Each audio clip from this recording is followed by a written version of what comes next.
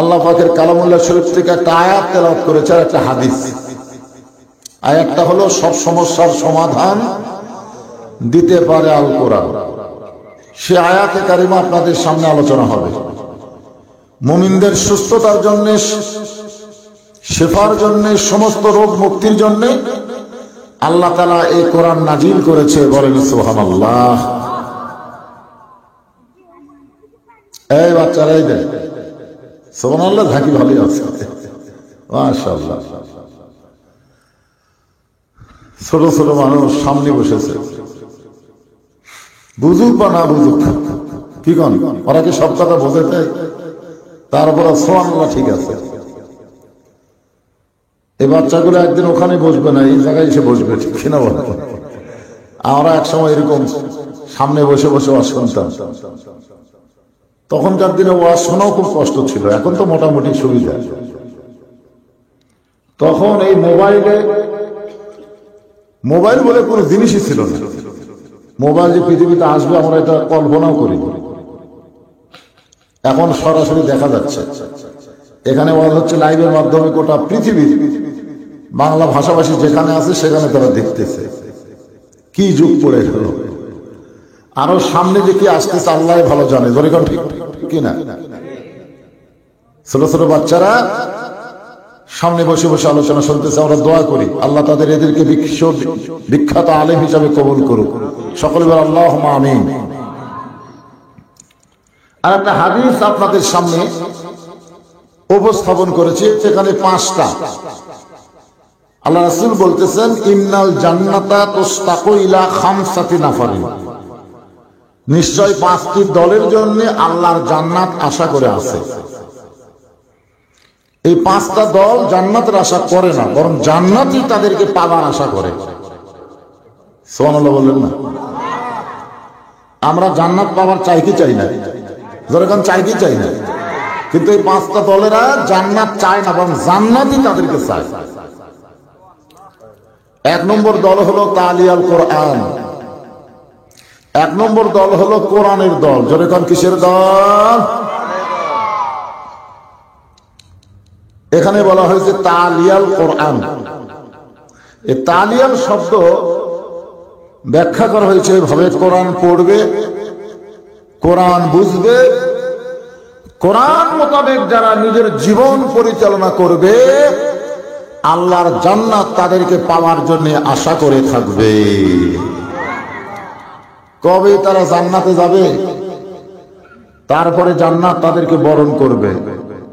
সালামুন আলাইকুম তিবতুম ফাদখুলুহা খালিদিন। যাবার চাচ্ছেন আপনারা? আচ্ছা আচ্ছা আচ্ছা, অসুবিধা নেই, ঠিক আছে। পাঁচকাল এখন এই 2 চেয়ারে বসে, পাঁচকাল যারা যাবেন না বসে, হ্যাঁ এই সাইডে বসে। মানে সামনে চেয়ার ফাঁকা থাকলে ওটা আসলে যে ফাঁকা থাকে, তাই গিলাসে যখন পানি থাকে তখন পানি যখন থাকে না তখন বাতাস, রাগে তো ফাঁকা থাকে না। আর এইগুলো চেয়ার সাধারণত ফাঁকা থাকলে মিস্টার ইবলিস এসে বসার একটা চান্স নেবে। ঠিক, হ্যাঁ। এই জন্য 1 নম্বর দলটাকে আমরা খেয়াল করব। 1 নম্বর দল হলো কোরআনের দল। আজকে যে মাহফিল হচ্ছে, রে কিসের মাহফিল? কোরআনের মাহফিল। কার উদ্দেশ্য হচ্ছে? কোরআনের মাদ্রাসাকে লক্ষ্য করে, ঠিক কিনা বলেন? হ্যাঁ, কোরআনের মাদ্রাসাকে লক্ষ্য করে কোরআনের মাহফিল হচ্ছে। আর 1 নম্বর কোরআনের দল যারা করবে, বিষয়টাকে আমাদের খুব খেয়াল করতে হবে। বর্তমানে আমাদের বাংলাদেশে যত শিক্ষা আছে, কোন শিক্ষাকে এভাবে টেনে হেঁচড়ে ছায়া চিন্তা করা লাগে না। এরকম মাদ্রাসার মতো শিশু বাচ্চাদের আর একটা শিক্ষালয় আছে, তার নাম হলো প্রাইমারি। যেরকম ঠিক কিনা?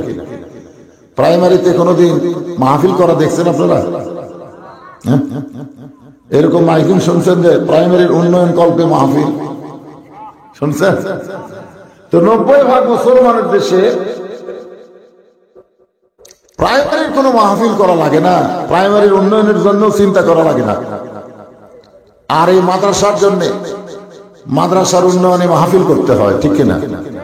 এবং আপনাদের কাছে হাত বাড়াতে হয়, কিছু দেন যার দ্বারা মাদ্রাসা চলবে।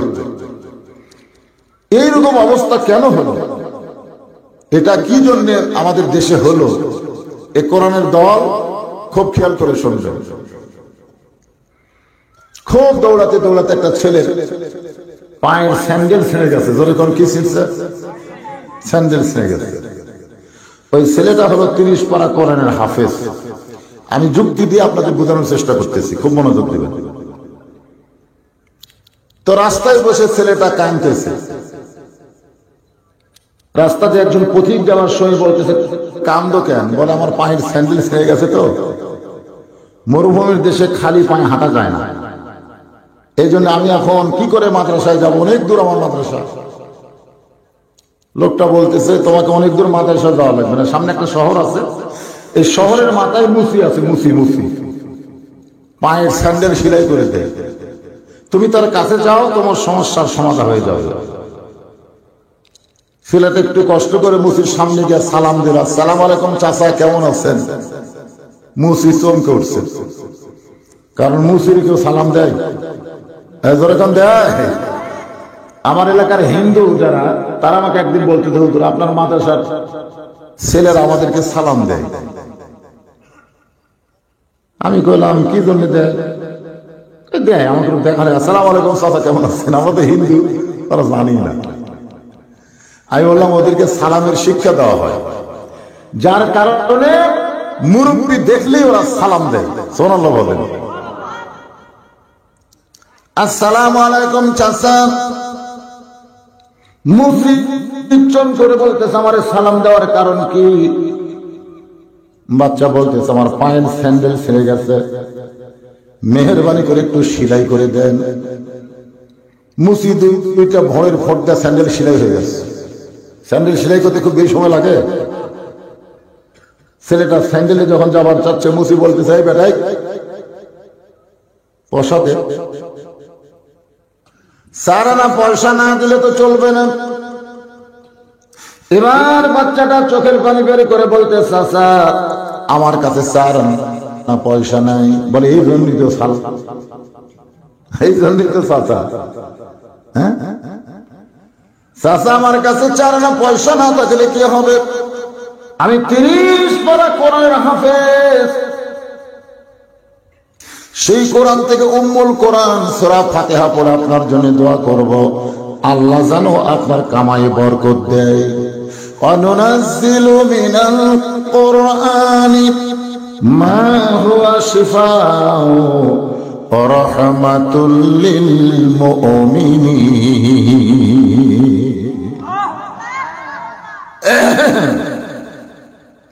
বুঝতে পারছেন? কোরআন শরীফের মধ্যে উম্মুল কোরআন সূরা ফাতিহা, আপনারা সকলে জানেন না? এই যখন জানেন না, এই সূরা ফাতিহা শিখতে কি মাদ্রাসা ভর্তি হওয়া লাগে? লাগে না। এমনি এমনি সব মানুষই পারে, সবাই সূরা ফাতিহা পারে। অথচ এই সূরা ফাতিহাকে কোরআনের মা বলা হয়েছে। সুবহানাল্লাহ বলেন। মুসি বলতেছে, আমি কোরআন বুঝি না। উম্মুল কোরআন কারে কয় আমি বুঝি না, আমি শুধু বুঝি পয়সা সারানা। সারানা পয়সা দাও, স্যান্ডেল নিয়ে যাও। ছোট বাচ্চা মনে মনে চিন্তা করে, ছোট্ট সূরা ফাতিহা পছন্দ হয় নাই। বলে, চাচা মেহেরবানি করে স্যান্ডেলটা দিয়ে দেন। কোরআনের সবচাইতে বড় সূরা সূরা বাকারা পড়ে আপনার জন্য দোয়া করব, আল্লাহ যেন আপনার কামাই বরকত দেয়। মুসি বলতেছে, আমি কোরআন বুঝি না। সূরা বাকারা কারে কয় আমি বুঝি না, আমি শুধু বুঝি পয়সা সারানা। কয় না। ছোট বাচ্চা মনে মনে চিন্তা করে, সূরা নিয়ে চাচারে খুশি করা যাবে না। ও চাচা, স্যান্ডেল দিয়ে দিলে 30 পারা কোরআনের 5 পারা কোরআন পড়ে আপনার জন্য দোয়া করব, আল্লাহ যেন আপনার কামাই বরকত দেয়। মুসি রাগ করে বলতেছে 30 পারা 40 পারা বুঝি না, আমি শুধু বুঝি পয়সা ছাড়া না। ছোট বাচ্চা চিন্তায় পড়ে গেল। আজকে আমাদের 90% মুসলমানের দেশে একদম ঘোড়ার সাথে ঢাল ঢল জঙ্গের মধ্যে এই মিথ্যা শিক্ষা যারা দেয় মাস করে 50,000 টাকা বেতন পায়। ধরে কোন কথা ঠিক কিনা? আর এই মাদ্রাসার যারা মুহতামিম কত দেন? সবকিছুর দাম বাড়ে বাংলাদেশে, এই হুজুরের দাম বাড়ে না। দাম বাড়ে? কথা কয় না, কথা কয় না। অথচ আল্লাহ রাসূল বলেছেন খায়রুকুম মান তাআল্লামাল কুরআন ওয়া আল্লামা। ওই ব্যক্তি হলো পৃথিবীর সবচেয়ে সম্মানী দামি যে আল্লাহর কোরআন শিখেছে এবং অপরকে কোরআনের শিক্ষা দেয়। মাদ্রাসার বাচ্চাটা চলে গেছে মাদ্রাসায়, দিনের বেলা পারে নাই, মরুভূমির উত্তপ্ত বালিকা ঠান্ডা হয়ে গেলে ছেলেটা মাদ্রাসায় যা হুজুরকে ডাকতেছে, হুজুর হুজুর দরজা খুললেই বলতেছে কোরআন শিখলেন। হুজুর চুপ করে বলতেছে কেন? বলে এই কোরআন 4 বছর ধরে হেফজ করলাম, আজকে পায়ের স্যান্ডেল শিরার 4 আনা দাম দেবার পারলো না। এই কোরআনের পিছনে আর আমি সময় দেবার চাই না। আপনার কোরআন আপনি ফেরত দেন, আমাকে ছাইড়া দেন। ওস্তাদ আশ্চর্য হয়ে বলতে খবর কি? বলে রাস্তার মধ্যে স্যান্ডেল হয়ে গেল। একজন প্রতীকের কথায় মুসির কাছে গেলাম, মুসির স্যান্ডেল সেলাই করে আমার কাছে 4 আনা পয়সা চাইলো। আমি সূরা ফাতিহা পড়ে দোয়া করে দিতে চাইলাম। মুসি বলতেছে আমি সূরা ফাতিহা বুঝি না, আমি বুঝি 4 আনা। সূরা বাকারা এমনকি 5 পারা। মুসি বলতেছে 30-40 পারাও বুঝি না, আমি শুধু বুঝি পয়সা 4 আনা। 4 বছর কত কষ্ট করে একটা হাফেজকে যাদের মাথায় পাগড়ি দেওয়া হলো, আপনারা মনে করছেন আর এমনি এমনি? কি মনে করতেছেন এমনি এমনি? যখনই ওযু দেয় এদের কঠিন শীতে সঙ্গে সঙ্গে এভাবে তারা ছুটি চায়, ওযু করে। আমি দেখছি তো, পেশাব করতে গেলে কত কষ্ট করে, ওযু করতে গিয়া শেষ রাত্রে কোরআন পড়ে। সবাই যখন ল্যাপের মধ্যে ঘুম পাড়ে তখন এই বাচ্চাগুলো জান্নাতি কবুতরের মতন বাকবাকুম করে। সুবহানাল্লাহ।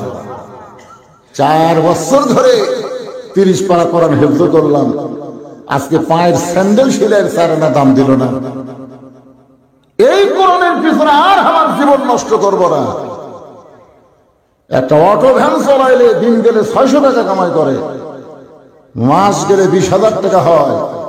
আর এই মাদ্রাসায় 24 ঘন্টা সময় দিয়ে হুজুরকে 8-9 হাজার টাকা বেতন দেয়। জোরে কর কথা, ঠিক কথা কর নাই? হ্যাঁ, তবে আমি এইরকম কষ্ট না করে অটো ভ্যান চালালেই তো ভালো।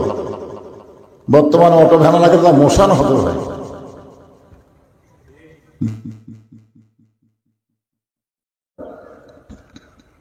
একটু মনোযোগ দিয়ে শুনবেন। ওস্তাদ বলতেছে বাজান তুমি আমার ঘরের মধ্যে আসো। ছাত্র যখন ঘরের মধ্যে, ওস্তাদ আল্লাহর কোরআনকে নিয়ে অন্দর মহলে গিয়া 4 রাকাত সালাতুল হাজত নামাজ পড়েছে। আল্লাহ কোরআনে বলেন ইয়া আইয়ুহাল্লাযীনা আমানুস্তাঈনু বিস-সাবরি ওয়াস-সালাহ ইন্নাল্লাহা মা'আস-সাবিরিন।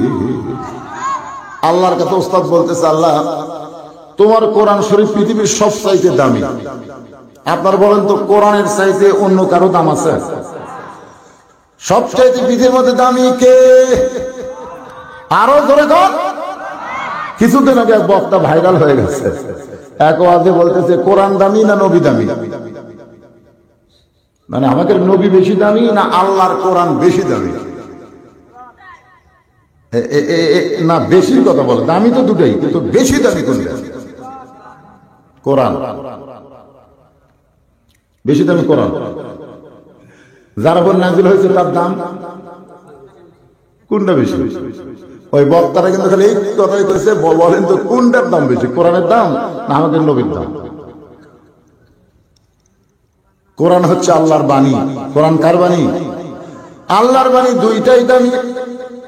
এইটা কম বেশি করার দরকার, দুইটাই দামি। এইটুকু আমরা ঈমান নেব, বিশ্বাস নেব কোনটার দাম বেশি। এইটা বলে সমাজের মধ্যে কেন ফিতনা বাড়াবো? আমাদের ফিতনা আছে নবী মাটির তৈরি না নূরের তৈরি, এটা বলার দরকার আছে? দরকার আছে? কোনো দরকার নাই। অথচ আপনাকে এলাকায় আমি কিছুদিন আগে এক মাহফিল করতেছিলাম, এই এলাকাতে একটা মাহফিল হলো, ফিতনা আছে, সে ফিতনা তৈরি করে দেয়। কবরের মধ্যে প্রশ্ন হবে আমার নবীকে, তোমার নবীকে, তোমার নবী কিসের তৈরি, এই প্রশ্ন হবে না। ধরে কোন কথা ঠিক কিনা? প্রশ্ন হবে তোমার নবীকে। কারা উত্তর দিবার পারবে? কারা উত্তর দিবার পারবে? আল্লাহ কোরআনে বলেছেন, লাকাদ কানা লাকুম ফি রাসূলিল্লাহি উসওয়াতুন হাসানাহ। নবীর সুন্নাত আদর্শকে যারা গ্রহণ করবে তারা কেবল উত্তর দিবার পারবে। এই ফিতনাবাজরা কিন্তু উত্তর দিবার পারবে না, খুব খেয়াল করবেন। ওস্তাদ কাঁদতেছে কার কাছে? আল্লাহ, তোমার কোরআন যে পৃথিবীর সবচেয়ে দামি, এই ছোট বাচ্চাকে আমি কেমনে বুঝাই? আমি বুঝেছি কোরআন দামি, কিন্তু বুঝাই কেমনে? অনেক কিছু বোঝা যায় কিন্তু বোঝান যায় না, অনেক কিছু কিন্তু বোঝা যায় কিন্তু বুঝান যায়। মা কি বলবি? এটা তোমার আসল বা বোঝা যায় কিন্তু বুঝান যাবে? আসলে বুঝান যাবে? কথা হয় না, বুঝান যাবে? ওস্তাদ আল্লাহকে বলতেছে, আল্লাহ তোমার কোরআন পৃথিবীর সবচাইতে দামি আমি জানি, কিন্তু ছোট মাসুম বাচ্চারে কেমনে জানাই? মাত্র 8 বছর বয়স, যখন কয় বছর? 4 বছরে ভর্তি হয়েছে, 8 বছরে 30 পারা কোরআন মুখস্থ করেছে। এই ছোট বাচ্চার আমি কেমনে বুঝাই? আল্লাহ গো, তোমার কোরআন পৃথিবীর মধ্যে দামি, এইটা ওই বাচ্চার কাছে আমাকে প্রমাণ করা লাগবে। আল্লাহর কাছে কাঁদতেছে। সঙ্গে সঙ্গে আল্লাহ তাআলা অলৌকিক ভাবে একটা নিয়ামত ওস্তাদের হাতের মধ্যে দিয়েছে। নিয়ামত খানার কিছুই না, সাদা সফেদ একটা পাথর।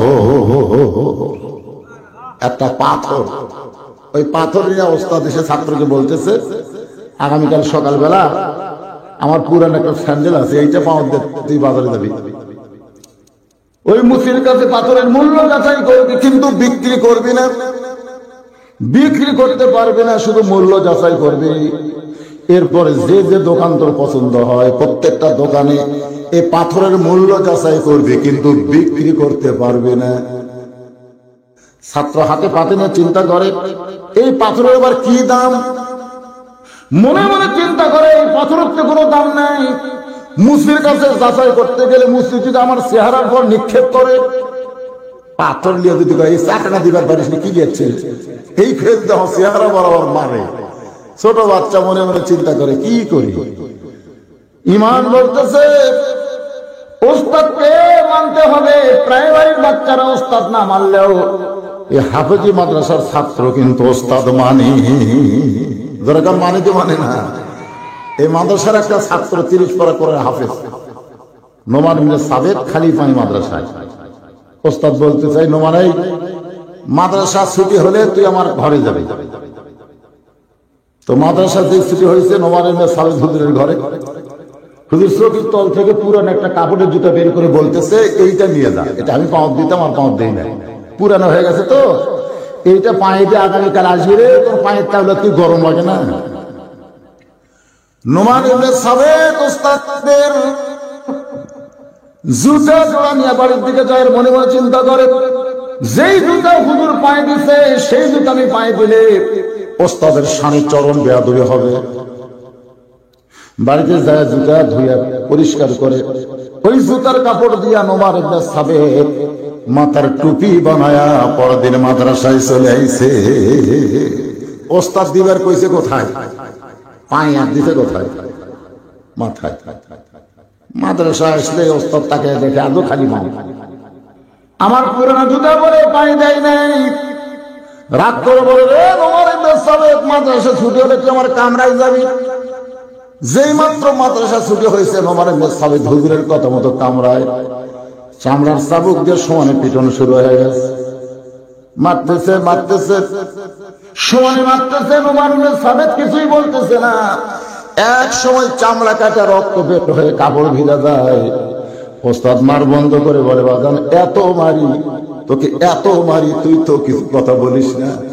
আমার হাতে টাকা থাকলে তোরে এক জোড়া নতুন কাপড়ের জুতা কিনে দিতাম, কিন্তু আমার টাকা নাই বলে পুরাতন জিনিস দিলাম, তুই জুতা ফাইলা দিয়া আমার জুতা ঘৃণা করে খালি পাইছিস, এ কারণে তোরে মারতেছি, তুই যে কিছুই বলিস না।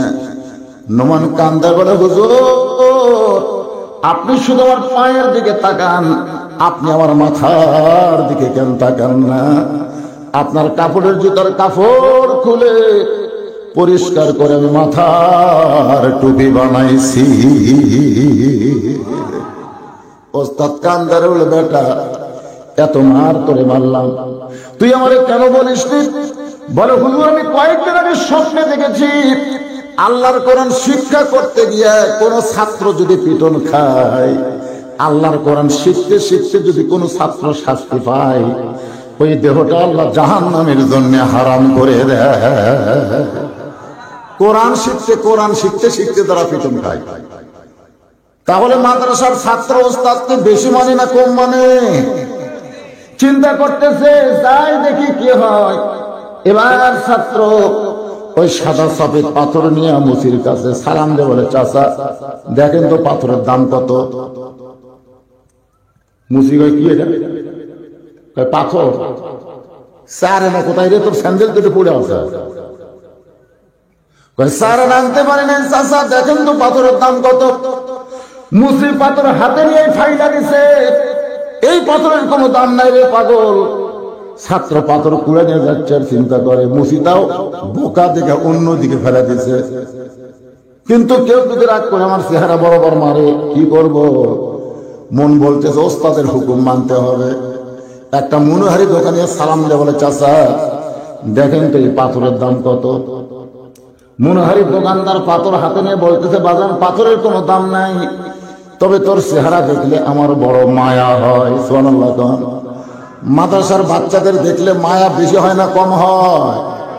দেখবেন এরা কোনো সময় দুষ্টমি করে না, এরা সব সময় মাথায় টুপি পরে থাকে, এরা হাফ প্যান্ট পরে না, পায়জামা পরে, একটু বড় হলে লুঙ্গি পরে, ওরা পাঞ্জাবি পরে। ওরা যখন রাস্তা দিয়া যায় ওরা কিন্তু খালি যায় না, এখানে বলা হলো ওদের পায়ের তলে নূরের ফেরেশতা পাখা বিছায়া যায়। সুবহানাল্লাহ। এই মাদ্রাসার তালবেন তখন রাস্তা দিয়ে হাঁটে যায়, আপনি মনে করতেন খালি হাঁটতেছে, ওর পায়ের তলে ফেরেশতারা নূরের পাখা বিছায়া দেয়। ধরে এখন সুবহানাল্লাহ। মাদ্রাসার বাচ্চাদের দেখলে দয়া কম হয় না বেশি হয়?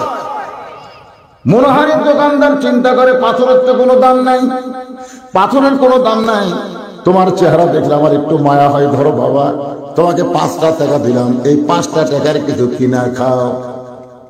মাদ্রাসার ছাত্র বলে, চাচা আপনি আমাকে ফকির মনে করছেন নাকি? আপনি আমাকে ফকির মনে করছেন? অনেকে মনে করে, কিন্তু ফকির মনে করে না। এরকম মাহফিলে ওস্তাদের আদায়ের ওয়াজ শুনে ঝাঁকির চোরে 2 মণ ধান দিছে। কয় মণ ধান? বক্তা এমন দানের ওয়াজ করছে ভাই, ওই 2 মণ ধান মার হাবা দোয়া টোয়া সব নিছে। বাড়িতে গেলে বউ ধরছে, তোমার নাম শুনলাম, তোমার নাম বক্তা কইল আর জিন্দাবাদ দিল, তাকবীর দিল, ওটি কি আর মানুষ ছিল না? তুমি কি একলাই 2 মণ ধানের দাম জানো? 2 মণ ধানের দাম জানো? আমি বলতেছে দিবার চাষি, তাই বলে কি দিছি? দিবার চাষি রে এই দিত। বলে ঠিক আছে, কথাটা যেন মনে থাকে। যখন ধান ধন কাটা শেষ, তখন মাদ্রাসার হুজুর ছাত্রদের নিয়ে গেছে ওই জানলাতে দেখবার পাশে, ওরে বাবারে গুরুত্ব আসতেছে। ছোট একটা বাচ্চা বলছে যে দরজা খুললি হুজুর যদি সালাম দেবো বলবে আব্বা নাই, হুজুর যেন ফেরত যায় গ্রুপ নিয়ে। দেখেন 2 মণ ধান দিবার যাতে ফেরত দিচ্ছে, হুজুর সালাম দিচ্ছে, বাড়িতে আছে। ছোট্ট এক বাচ্চা দরজা খুলে বলতেছে, আব্বু ঘরের থেকে কইলে আব্বু নাই। বলতেছে আব্বু ঘরের থেকেই কইলে আব্বু নাই। হুজুর মনে মনে চিন্তা করতেছে, বাড়ির থেকেই তখন নাই কইছে, তাহলে আজকে দিবি না, ফেরত যাই। এইভাবে কতদিন যে ফেরত আসা লাগে, তারা মাদ্রাসার হুজুর তারা বলছে, সরকার কথা ঠিক কিনা। কিছুদিন পরে আবার গেছে, দেখা দেখে আর বাড়ির মধ্যে নেই, বাইরে ভরা খাচ্ছে। আসসালামু আলাইকুম চাচা। ওয়ালাইকুম ওয়ালাইকুম, মানে খেপে গেছে। চাচা 2 মণ ধান দিবে চাইছিলাম, চাইছিলামই তো চাচা দিবে না, দিবই তো। তুমি কি মনে করছো দেবো না? এই বছর হচ্ছে না, এই বছর হচ্ছে না, কারণ সব ধান সাইজ করে তুলে চাচা দিবে, চাইছিলেন দিব, কবে দিবেন? দেব। হুজুর যখন মন খারাপ করে আসতেছে, আপনারা কি মনে করছেন ভিক্ষা করবে গেছে? ভিক্ষা করবে গেছে? আপনি দিবার আছেন, আপনি দান করলে আল্লাহ আপনাকে জান্নাত দিবে। আপনার জান্নাতের জন্য ঢোয়া নিয়ে এসে দেওয়া দরকার। জোরেকর কথা ঠিক কিনা? লিবার গেছে, ফকির মনে করতেছে, বলতেছে রহিমের মা, ওর বেটার নাম রহিম, হুজুরা বারবার ফিরে যাবে, ধান নাই। তো বউ বলতেছে আমার কিছু ধান আছে, মানে আমার কিছু ধান, সেটা কি? ওদের আঁকি মারা ধান, কানা কানা, দাও, আমরা না দিলে মাদ্রাসা চলবি, দাও, আধমন দাও না, 8 মণ দিয়ে দাও। 8 মণ ধান দিতে বকরির লাদি আঁকির মাকির সব দিয়ে যাচ্ছে মাদ্রাসার ছাত্ররা। আমি দেখি মাদ্রাসা চলবল বাঁচতেছে, কি বাঁচেন হুজুর? হুজুর বকরি লাগিয়েছে, তো সেলা বাঁচতেছে, আখির আছে, হুজুর সেলা বাঁচতেছে। কে পাগলা? আল্লাহ কোরআনে বলছে লান তানালুল বিররা হাত্তা তুনফিকু মিম্মা তুহিব্বুন। আল্লাহ রাস্তায় তুমি দিবে, সবচাইতে তোমার মহব্বতের জিনিস দেওয়া লাগবে। জোরে কর কথা ঠিক কিনা? তুমি কারা দিয়ে সওয়াব পাবা?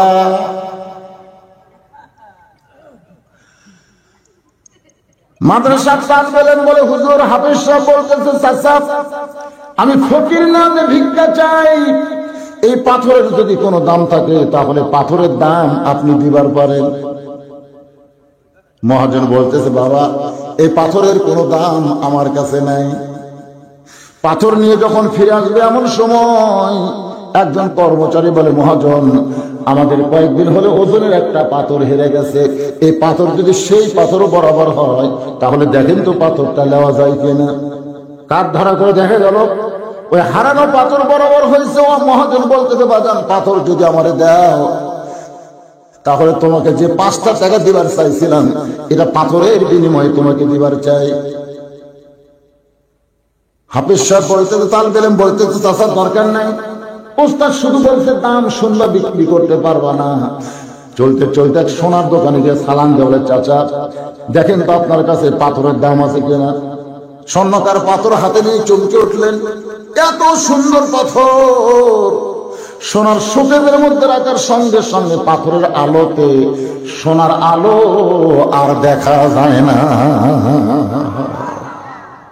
স্বর্ণকার বলতেছে বাজান এই পাথর তুমি কোথায় পেলেন? পাথর কোথায় পেলাম সেটা শোনার দরকার কি, পাথরের দাম কত একটু বলেন। স্বর্ণকার মনে মনে চিন্তা করে এই পাথরটা যদি আমি 100টা টুকরা করি, 100টা সোনার আংটির মধ্যে ভরা করি, যেই সোনার আংটি 1000 টাকায় বিক্রি হবে, এই পাথর ভরানোর সঙ্গে সঙ্গে তার দাম 5-10 হাজার টাকা বাইরে যাবে। পাথরের কারণে সোনার দাম বৃদ্ধি হবে। তুমি যদি আমার পাথর দাও এর বিনিময়ে তোমাকে 50,000 টাকা দিব। আর ছাত্র বলতেছে, ছাত্র নাম হলো আবু ইউসুফ, তোর নাম কি? আবু ইউসুফ বলতেছে 50,000। স্বর্ণকার বলতেছে বাজার আমি মনে করছিলাম যে ছোট মানুষ বুঝবে না, 1 লাখ দেবো, 1 লাখ। মানে ভয়ের ঠেলা মনে হয় দোকানদার কাছে 5 টাকা, সেটি থেকে 50,000 1 লাখ বুঝতে দেন না। আর দাম বাড়ান না, হুজুর বিক্রি করবার নিষেধ করেছে। যদি বেচার কথা বলতো আপনাকে পাথর দিতাম, আপনি হলেন আসল খরিদ্দার। আপনি একটু ধৈর্য ধরেন, আমি মাদ্রাসায় যাব, হুজুরের কাছ থেকে হুকুম নিয়ে আপনাকে এই পাথরখানা দিয়ে দিব। এই কথা বলে পাথর নিয়ে আবু ইউসুফ খুশি হয়ে মারছে দৌড়। ছোট বাচ্চা কোনোদিন শহরের মধ্যে ঢোকে নাই, আজকে প্রথম ঢুকেছে।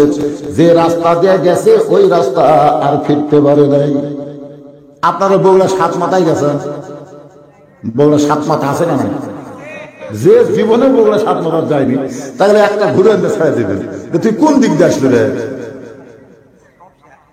যে দিকে তাকাবি তো এটাই আসলে তাই। আমাদের মতো মানুষ যারা, তারাও মধ্যে মধ্যে 7 মাথার গেলে চিনতে ভয় ভুল করি যে কোন দিক দিয়ে আসলাম রে। যদি দিক ভুল হয়তো মরছে, পশ্চিম পূর্ব উত্তর দক্ষিণ ঠিক থাকলে তাও মোটামুটি আপনি রাস্তা চিনবেন। কিন্তু অনেক সময় মানুষের দিক ভুল হয় না। আপনাদের গোস্তহাটির মোড় আসলে আমি একে দিক ভুলে দিই, নওগাঁ সব জায়গায় আমার দিক ঠিক থাকে, গোস্তহাটির এই প্যাপের মধ্যে ঢুকলি আমার আর দিক ঠিক থাকে না। যে রাস্তা দিয়ে আবু ইউসুফ গেছে পাথর নিয়ে, ওই রাস্তায় মনে করে দৌড়ানো শুরু করেছে, কিন্তু ওই রাস্তা দিয়ে নয়, বরং অন্য রাস্তা দিয়ে দৌড়াইতেছে মাদ্রাসা পাওয়ার আশায়। দৌড়াইতে দৌড়াইতে একেবারে শহরের শেষ প্রান্তে গেছে। শহরের শেষ প্রান্তে গিয়ে দেখে সবুজ রঙের একটা বাড়ি, তার সামনে সুন্দর একটা সবুজ রঙের ছোট্ট ঘর। ওই ঘরের মধ্যে কাঁচের ভিতর একটা বুড়ো মানুষ বসে আছে। আবু ইউসুফ ওই সুন্দর বাড়ি আর সুন্দর ঘর দেখে আশ্চর্য হয়ে গেছে। ছোট ছোট বাচ্চারা কিন্তু অনেক সময় আশ্চর্য হয়ে যায়, যায় কি যায় না? মা বলছে, বাজান ও যে 3 মাথার দোকানে সরষের তেল আছে, সয়াবিন তেল আছে, তেল নিয়ে আছে, এইটা 10 টাকা দিয়েছে। মানে তরকারি পাক করতে করতে তেল শেষ। ছেলের হাতে বলছে 10 টাকা দেয়া, বোতল তেল নিয়ে যা। ওই 10 টাকা তেল আনবার যাচ্ছে, যাওয়ার সময় থেকে উত্তর পাড়া থেকে এক বান্দরওয়ালা বান্দর খেলা দেখানোর জন্য বান্দর নিয়ে যাচ্ছে। ওর পিছনে ছেলে ছোট ছোট বাচ্চারা সবাই যাচ্ছে। কিছুক্ষণ পরে বান্দর তালি দিচ্ছে। ওই মনে করতেছে হামুর যাই, ওর মা ওদের তেল আনবার কথা আর মনে নেই। একটা খেলা দেখতে দেখতে দক্ষিণ ভারত গেছে। একসময় বান্দরওয়ালা বলছে, খেলা থেকে দেখবার যাও, জোরে তালি মারো। এত জোরে তালি মারছে, একদিকে বোতল একদিকে টাকা পড়ে গেছে, আর কিচ্ছু খেয়াল নেই। তার ছোট মানুষ। আপনি কি মনে করেন মাঝে সাথে পড়ছে দেখে ওই কি বুড়া হয়ে গেছে? ছোট বাচ্চাকে সব ষোলো একটা চরিত্র থাকে। তো মাদ্রাসার বাচ্চা হঠাৎ একটা ইয়ে করছে, আপনার তুই মাদ্রাসার বাচ্চা এত শয়তানি করিস কেন? আরে পাগলা, ওই প্রাইমারি ছেলের চাইতে অনেক ভালো আছে। ধরে কোন কথা ঠিক কিনা? আমি নিজের চোখে দেখছি প্রাইমারি ক্লাস 2 এর ছাত্র পেশাব দিয়ে 40 হচ্ছে, পেশাব দিয়ে। আমার নিজের চোখে দেখা, খাড়ায় পেশাব করতেছে, ঘুরে চাকরি লেগেছে, চায় পরের দিন শূন্য। হ্যাঁ, মারছে ধর।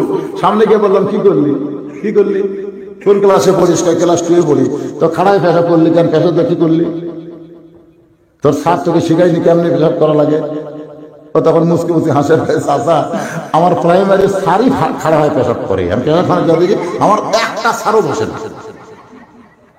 মানে প্রত্যেকটা সার স্কিন প্যান্ট পরে, আর এই প্যান্ট পরার কারণে বসবার কথা। সার যদি খাড়া হয়ে মারে, তার ছাত্র তো 40 নিচ্ছি। আপনার বলেন মাদ্রাসার কোনো বাচ্চাকে আপনারা খাড়া হয়ে পেশাব করে দেখছেন? কথা কন না কেন? দেখছেন কোনদিন? সামান্য একটু দুষ্টামি করলে ওইটা আবার হুজুরের কাছে বিচার দেয়। হুজুর কি মাদ্রাসার বাচ্চারা তো দুষ্ট হয়ে গেছে। আরে পাগলা, এটা দুষ্টরই বয়স রে। এই বয়সে পেশাব করা পানি নাই, ওযু করে আল্লাহর কোরআন তেলাওয়াত করে। আবু ইউসুফ সুন্দর বাড়ির সামনে ছোট্ট একটা ঘর, ওইটা দেখে আশ্চর্য হয়ে গেছে। বৃদ্ধর কাছে গিয়ে সালাম দিয়ে বলে, দাদা কেমন আছেন? দেখেন তো বুড়া চাচা, এই পাথরের দাম কত? ওইটা হলো আসলে জুহুরি, ওইটা কিন্তু দোকান না, ওইটা হলো জুহুরি। পাথরই কিনা বেচা করে, ধরে কোন সুবহানাল্লাহ। এবার আসল জায়গায় গিয়ে বলে, দেখেন তো এই পাথরের দাম কত? জুহুরি মাথা তোলে না, নিচের দিকে তাকায় বলে, তোর মতো ছোট্ট মানুষ পাথর কোথায় পেলি? তুই ছোট্ট মানুষ কোথায় পাথর পেলি? আবু ইউসুফ বলে, চাচা দেখেন তো পাথরের দাম কত? জুহুরি বলতেছে, তোর মতন মানুষ আমার কাছে পাথর বিক্রি করে না, যারা বিক্রি করে তারা সবাই ডুবারু। তোর মতো ছোট মানুষ পাথর কোথায় পাইবা? বলে, একটা বার দেখেন তো দাম কত? ভিন্না করে বৃদ্ধ জুহুরি যখন হাতটা দেয়, এমন সময় আবু ইউসুফ পাথর দিছে, গোটা দেহ থর থর করে কাঁপতেছে। জুহুরি বলতেছে, এই পাথর কোথায় পালি? এই পাথর তোরে কে দিল? আবু ইউসুফ বলে, কোথায় পাইলাম, কে দিল সেইটা পরের কথা, আপনি বলেন তো এর দাম কত? জুহুরি কান্দের বলে, আমার শোকেদের দিকে তাকায় দেখ, হীরা জহরত মণিমুক্তা কোটি কোটি টাকা দাম, তুই যদি চাস আমি সব দিয়া দিব, তারপরও এই পাথরের দাম আমি বলতে পারবো না। এই পাথর হইল মানিক পাথর। এই মানিক পাথর তুই কোথায় পাইলি? তুই কে মানিক পাথর দিল? বলে আমারে কে দিল সেইটা পরে, আপনি হলে আসল খরিদ্দার। আমি হুজুরের কাছে যাব। বলে তুই একলা কেন যাবি? আমিও যাব তোর সাথে। এতদিন সব ডুবার হয়েছে আমার কাছে পাথর নিয়ে, আজকে আমি জুহুরি যাব ডুবারুর কাছে। বাদেন একটু মনোযোগ দেন। ওস্তাদ সেটাকে হুজুর এমন একটা পাথর দিচ্ছেন যে পাথরের দাম কোটি কোটি টাকা, বলার পরেও পাথরের দাম বলতে পারে না। ওস্তাদ বলে বেটা আমি জহুরির কথা জানতে চাই না, আমি জানতে চাই মুসির কাছে পাথরের দাম কত। বলে মুসির কাছে পাথরের কোনো দাম নাই, পাথর হাতে নিয়ে মাটির ফাইলা দেয়।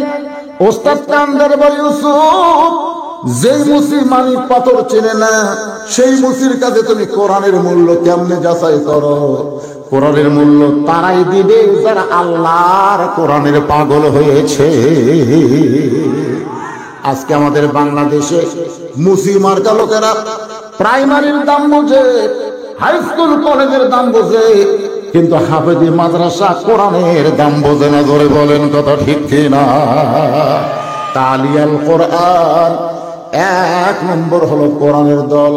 কোরআন পড়বে, কোরআন বুঝবে, কোরআন মোতাবেক যারা জীবন চালাবে, আল্লাহ রাসূল বলেন ওই দলের জন্য আল্লাহর 8টা জান্নাত আশা করে আছে।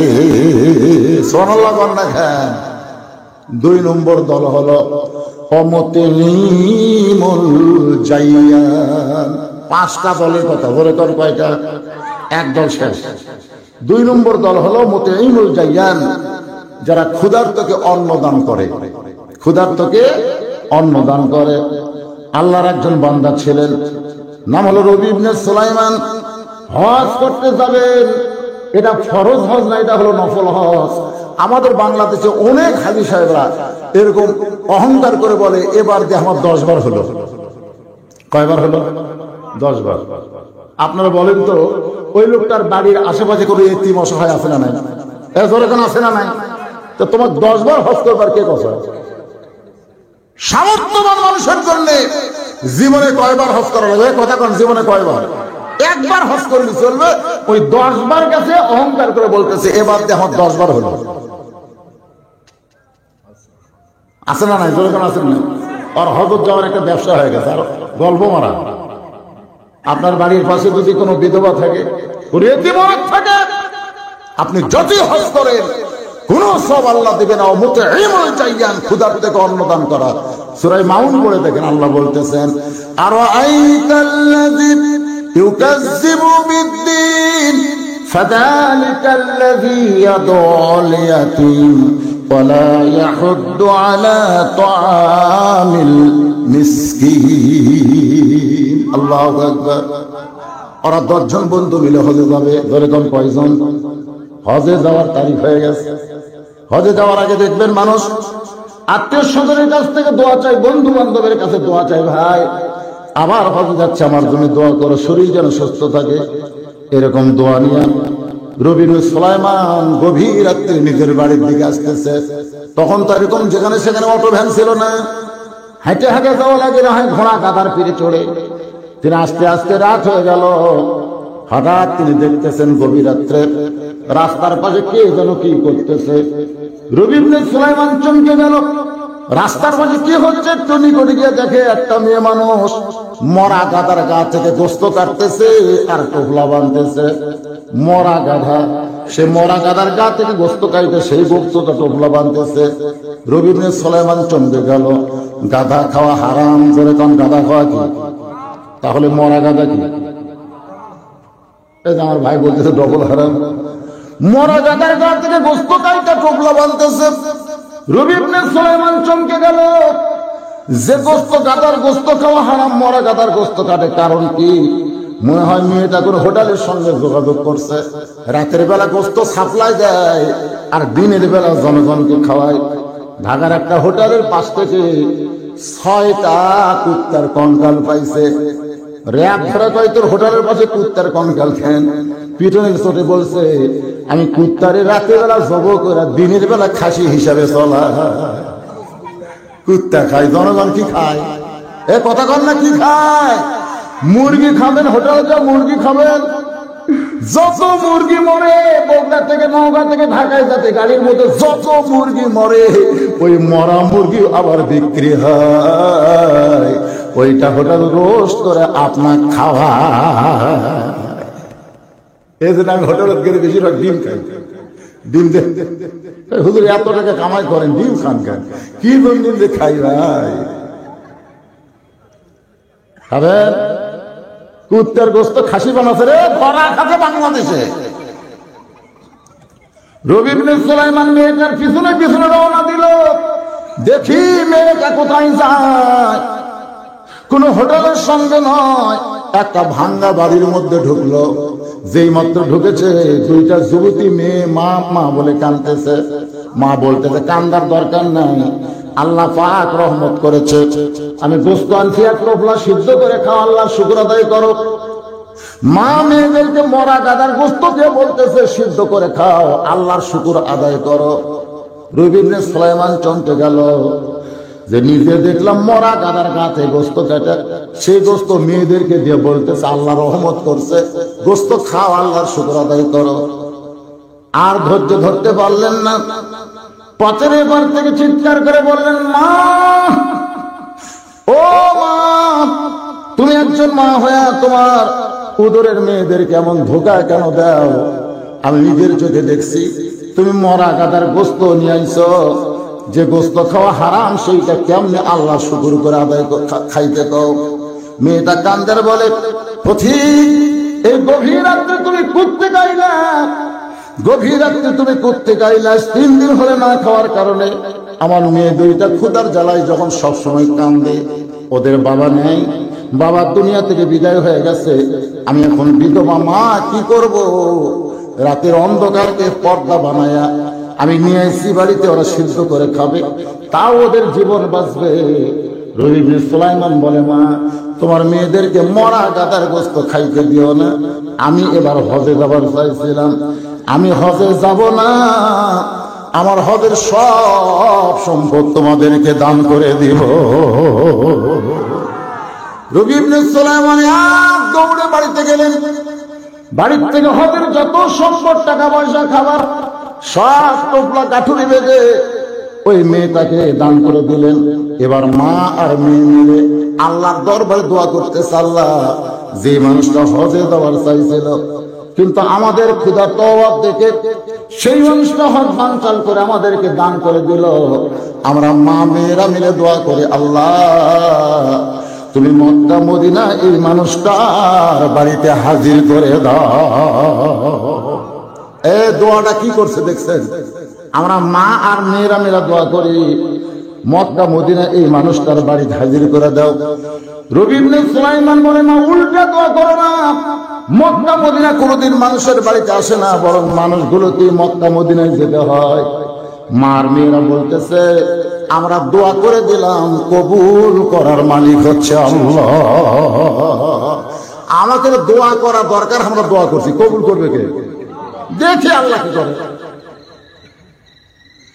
9 বন্ধু হজে যাওয়ার সময় বললেন, চলো যাই। বলে, এবার তোমরা যাও, আমি এবার হজে যাবো না, আমি এবার হজে যাবো না, তোমরাই যাও। 9টা বন্ধু বললো, তুই কত মানুষের কাছ থেকে দোয়া চাইলি, আর তুই কেন হজে যাবি না? বলে, বিপদ আছে ভাই, তোমরাই যাও। ওই 9টা বন্ধু চলে গেল হজ করতে। হজ করে ফিরে আসতেছে, নিজের বাড়িতে না যায়, ওই 9টা বন্ধুর মধ্যে একজনের মাথায় একটা টোপলা নিয়ে আর পিছনে পিছনে সামনে দিলেন, তার মাথায় টোপলা। দরজায় এসে ডাকতেছে, রবি ইবনে সুলাইমান, এ সুলাইমানের বেটা রবি, দরজা খোল। রবি ইবনে সুলাইমান দরজা খুলি বলতেছে, আলহামদুলিল্লাহ, তোমরা 9টা নতুন হাজি আমার বাড়ির দরজায়। আল্লাহ রাসূল বলেছেন, তোমাদের এলাকার কোন বান্দা যদি হজ করে চলে আসে, তুমি গরিব মানুষ, তার মুখের দিকে, চেহারার দিকে মহব্বত করে তাকালে আল্লাহ তাআলা কাবা মদিনা দেখার সওয়াব দিয়া দিবে।